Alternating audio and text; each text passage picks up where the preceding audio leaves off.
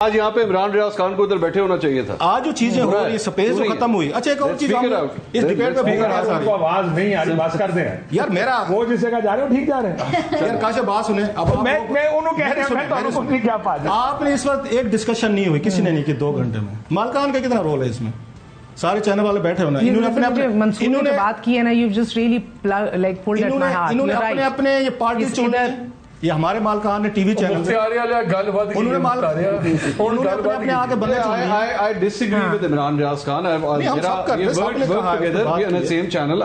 So you can disagree with everyone, but I cannot support such a system where a journalist, where an anchor person or a YouTuber, whatever you want to call him, irrespective, a human being has vanished from the face of this earth. और कोई बताने को तैयार नहीं है। हम सबने आवाजें उठाई, हमें कहना पड़ेगा। और ये जो सवाल कर रही थी कि क्या पहले से हालात खराब है, मैंने इमरान खान साहब को बहुत क्रिटिसाइज किया जर्नलिस्ट के हवाले से।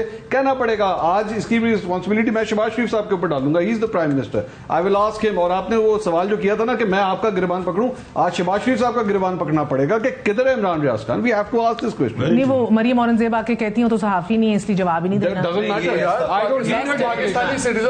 ये नहीं, ये इतनी बेहुदा देखे ना, मेरे को कहती जवाब ही नहीं देना, सहाफी नहीं है तो बात खत्म। ये फैसला मरियम औरंगजेब ने कब करना है कि कौन साफी है कौन नहीं। अगर वो साफी है इसका मतलब ये कि आप लोगों को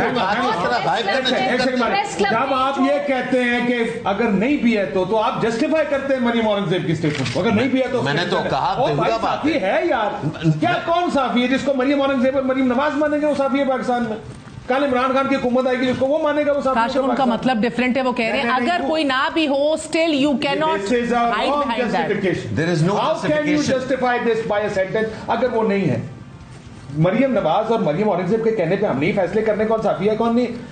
हम एज जर्नलिस्ट उसकी बात कर रहे हैं। लोग बहुत सारे घरों से गायब होंगे, आप किसी और का जिक्र क्यों नहीं करते? क्यों हम इमरान रियाज का जिक्र कर रहे हैं? क्योंकि वो साफी है इसलिए जिक्र कर रहे हैं। सही बात। आपने किसी मोहम्मद रशीद का जिक्र किया यहाँ बैठ के?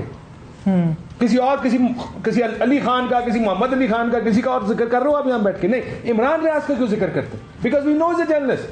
लेकिन जब आप उसको ये कहते हैं ना आगे से कि जी अगर वो नहीं भी है तो आप इसका मतलब मरियम औरंगजेब की बात मान रहे हैं कि वो भाई वो जर्नलिस्ट है, he is missing, he should be sitting here. This is it. 100% everybody here agrees with that. Everybody agrees, कोई बहस नहीं। और मैं बताऊं इस अपील के साथ हम आगे बढ़ेंगे कि 40 दिन होने को हैं।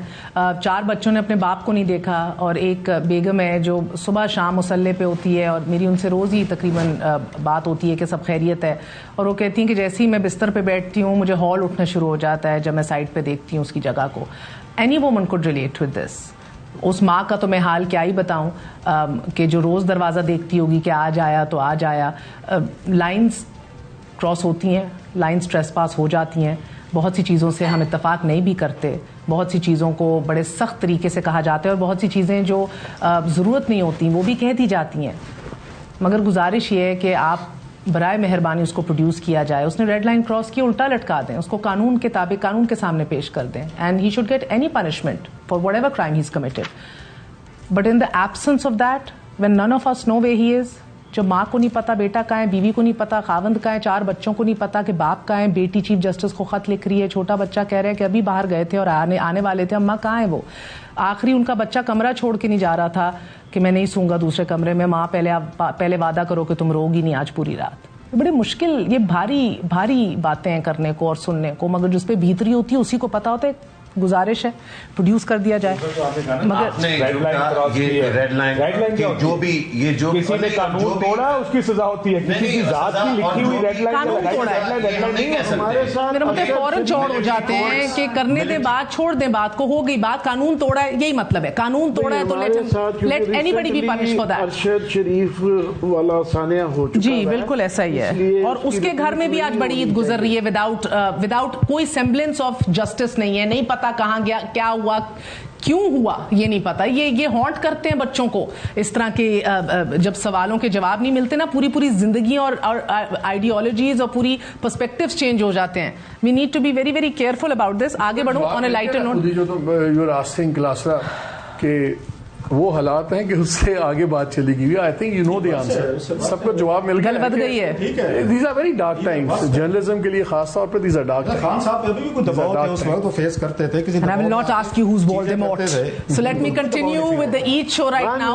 मेरा मैं आज ये जरूर और एज ए डिस्क्लेमर बता, हम नहीं पूछेंगे मालिक साहब से वोल्डेमॉर्ट कौन है इन डार्क टाइम्स का, मगर ऑन एज ए डिस्क्लेमर ये जरूरी थी डिस्कशंस जो हुई हैं आज, बिकॉज ये सारे सवाल हैं जो रोज हो रहे हैं, आपकी ईद की टेबल पे भी हो रहे होंगे, कुर्बानी करते हुए भी हो रहे होंगे, गोश्त बांटते हुए भी हो रहे होंगे, because none of us no बहुत अनसर्टनिटी है, गैर यकीनी की सूरत है।